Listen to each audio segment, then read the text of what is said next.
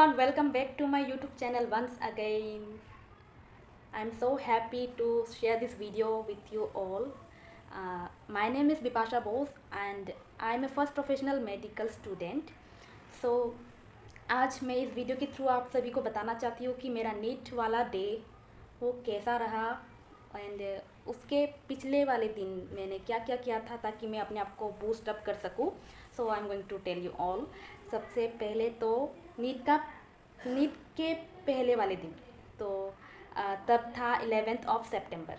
तो तब मैंने ये डिसाइड कर लिया था कि अपन ने सारी मेहनत डाल ली, सब कुछ कर लिया, जितना बन पाता था हमसे हमने सब कुछ कर लिया. अभी जो होगा भगवान के ऊपर छोड़ दो, अब और टेंशन नहीं लेने का. नीट के पहले वाले दिन तो मैंने सिर्फ सुबह को ही पढ़ा था, शाम को मैं बस रिलैक्स कर रही थी. मैं वीडियो शूट कर रही थी कि मेरा नीट का प्रिपरेशन कैसा है, मैं व्लॉग कर रही थी उस दिन. तो तुम सोच सकते हो कि मैं कितने चिलैक्स वे में सब कुछ हैंडल कर रही थी. ऐसा नहीं है कि मेरा प्रिपरेशन बहुत अच्छा था या एकदम कॉन्फिडेंस था कि सब हो जाएगा मेरा सिलेक्शन, ऐसा कुछ नहीं था. आई बस हैविंग अ डाउट, फिर भी मैं चिलैक्स थी. तो तुम लोग को भी ऐसे चिलैक्स रहना है, ठीक है. तो 11 सितंबर था तब एंड आई न्यू कि कल जो होगा उससे मेरी किस्मत बदल जाने वाली है. या तो अच्छा होगा या तो ख़राब होगा, लेकिन इसके बाद से लाइफ और सेम नहीं रहने वाली है. लाइफ में यू टर्न आने वाली है. तो अपन से जितना हो पाएगा अपन देंगे, लेकिन उसके बदले में हम लोग कुछ डिसअपॉइंटमेंट नहीं रखेंगे. We can't afford to handle any disappointment, क्योंकि बहुत मेहनत कर ली यार, अब कोई डिसअपॉइंटमेंट नहीं सह सकते हम. तो वही मैं व्लॉग वर्क कर रही थी, अपना प्रिपरेशन का वीडियो बना रही थी. मैंने बैग में क्या रखा नहीं रखा ये सब भी मैं कर रही थी. फिर सुबह हुआ 12 सितंबर में, नहा वहा कर फ्रेश होकर भगवान को मैं प्रे व्रे करके मैं शूट ही कर रही थी तब भी कि मैं नीट देने जा रही हूँ. ये सब करके मैं शूट कर रही थी. मेरे को पता नहीं कि मेरे अंदर से क्या था, बस था कि अगर मेरा नीट में सिलेक्शन हो गया तो बहुत अच्छा है, अगर नहीं भी हुआ तो भी मैं पूरा दुनिया को दिखाने वाली हूँ. एंड क्या पता इस एक ब्लॉग से मेरी यूट्यूब की जर्नी शुरू हो जाए. एंड डेफिनेटली वही हुआ. मैं तब से अभी तक कंटिन्यूसली यूट्यूब की जर्नी में ही हूँ. एंड भले ये जर्नी में कितना अप्स एंड डाउन्स आए, I am going to continue with this journey. तो मेरे अंदर में बस एक चीज़ था, अगर नीट नहीं हुआ लेकिन यूट्यूब मेरे साथ हमेशा रहेगा. तो वही नीट के दिन से मेरा यूट्यूब का जर्नी शुरू हुआ. फिर मैं एग्ज़ाम देने का मूड लेके गई. मैं बैठी थी, 1 घंटे दूरी पर मेरा सेंटर था. फिर भी हम लोग बहुत जल्दी निकल गए. एग्ज़ाम होना था 2 बजे, तो मैं निकल गई 10 बजे, क्योंकि I couldn't afford to handle any traffic jam and all. तो बहुत ट्रैफिक होता है, बट फॉर्चुनेटली उस दिन ट्रैफिक बिल्कुल भी नहीं थी. एंड वी रीच देयर 11 या 11:30 के आसपास में हम लोग पहुँच गए.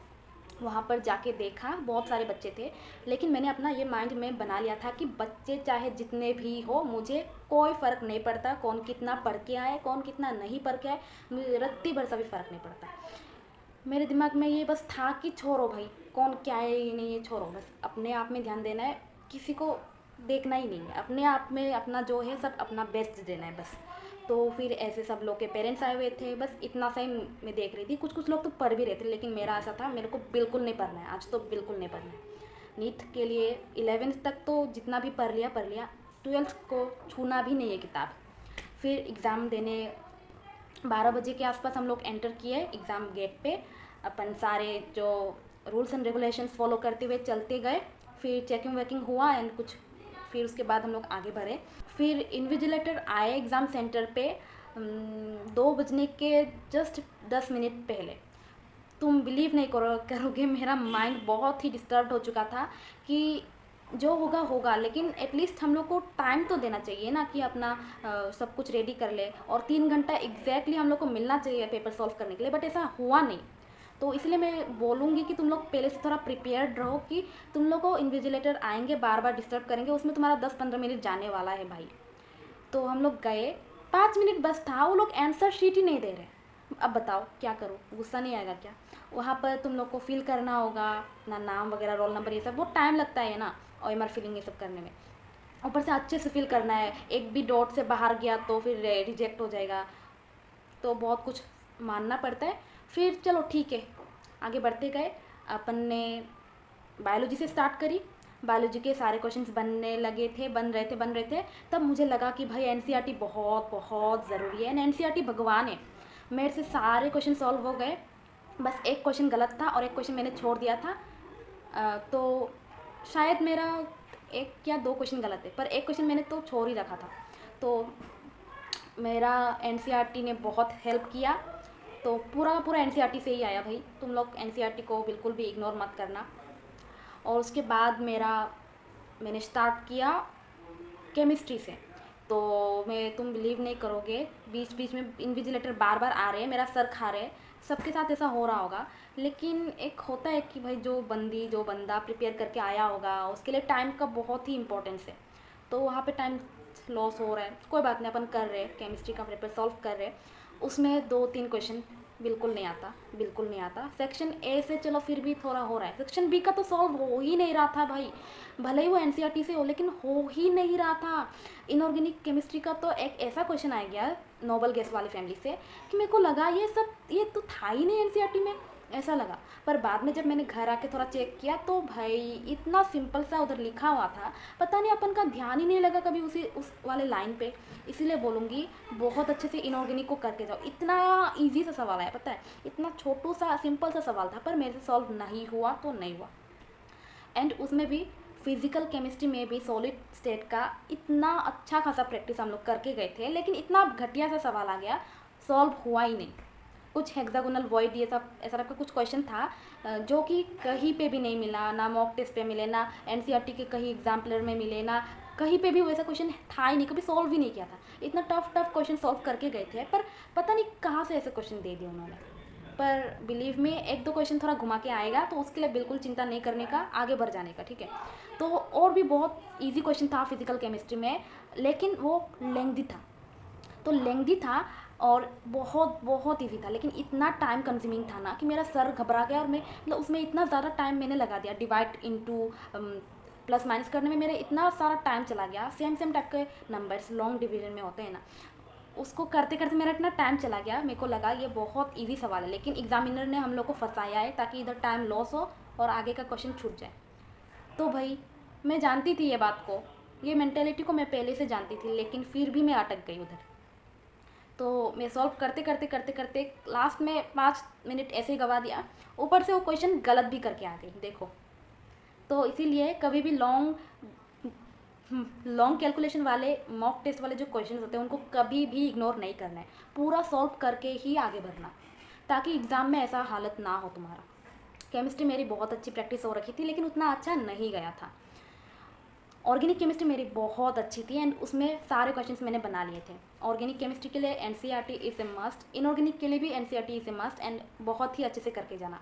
इनऑर्गेनिक केमिस्ट्री में रिएक्शंस वाले क्वेश्चन ज़्यादा पूछे नहीं जाते हैं, प्रीवियस ईयर क्वेश्चन कर लो, उसे पता चल जाएगा, लेकिन कभी कभी प्रीवियस ईयर क्वेश्चन पूरा डिट्टो सेम नहीं आता है, ध्यान में रखना। फिर मैंने सॉल्व करना शुरू किया फिज़िक्स। जैसे फिज़िक्स में आई, मेरे पास आखिर के सिर्फ 45 मिनट्स बचे थे, उसमें भी इन्विजिलेटर आ रहे थे बार बार, छोड़ो इन्विजिलेटर का तो क्या ही बोलूँ। तो फिर फिज़िक्स का मैंने सॉल्व करना शुरू किया। सेक्शन बी में कितने क्वेश्चन थे, उसमें से मिनिमम कुछ क्वेश्चन करने होते हैं, लेकिन मेरा क्वेश्चन सॉल्व ही नहीं हो रहा था। फिज़िक्स में आके मैं अटक गई, मुझे लगा मेरा सिलेक्शन नहीं होगा। मैं टूट सी चुकी थी, पता है, मेरे से एक क्वेश्चन सॉल्व नहीं होता, मैं उसमें टाइम लगा चुकी थी। फिर नेक्स्ट क्वेश्चन में जंप कर दिया, फिर वो भी नहीं सॉल्व हो रहा था, उसमें टाइम चला गया। फिर नेक्स्ट क्वेश्चन में जंप किया, वो भी नहीं हो रहा था। ऐसे कर करके कुछ 1-2 क्वेश्चन ईजी सा आ गया।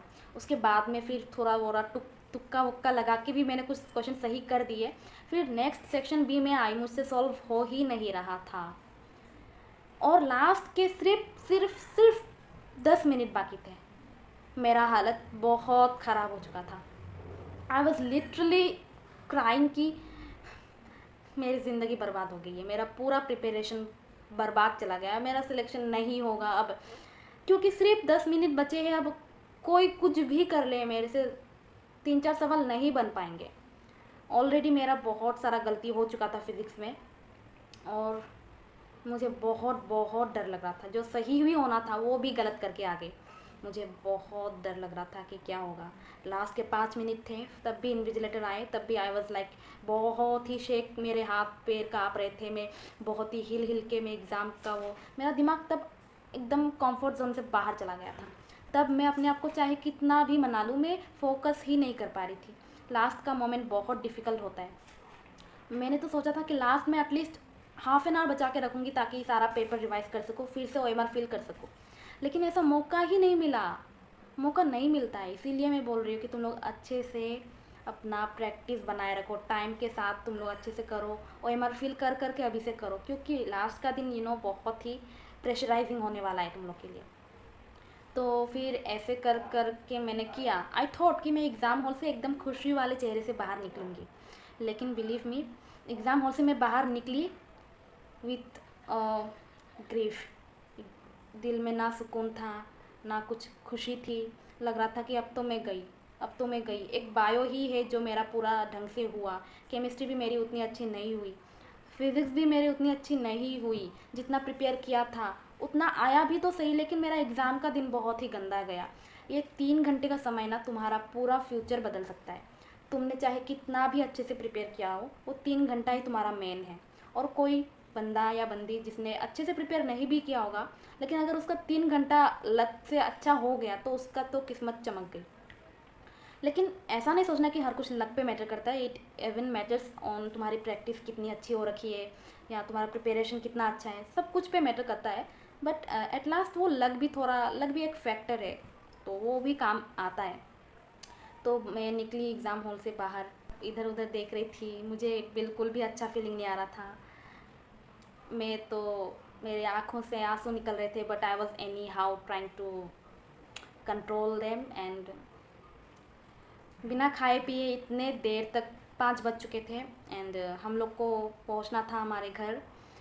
तो हम लोग को आते आते 7:30-8 बज गए, क्योंकि बहुत बहुत ट्रैफिक लगी हुई थी। एंड आई वॉज ब्रोकन, क्योंकि मुझे नहीं पता था मेरा सिलेक्शन होगा कि नहीं होगा। लास्ट में अगर मुझे और समय मिल जाता तो आई कुड अश्योर कि 600 प्लस आ जाएंगे, मेरा सिलेक्शन हो जाएगा। ऊपर से I was from a general category, तो मुझे बहुत डर लग रहा था। आई कुडंट शेयर कि मेरे साथ उस दिन कितना, मतलब मैं कैसी अवस्था में थी, मैं तुम लोग को नहीं बोल सकती। मुझसे कोई भी पूछ ले क्या हुआ, तो मेरे आँखों में सिर्फ आंसू ही थे। आंसू रुक ही नहीं रहे थे मेरे।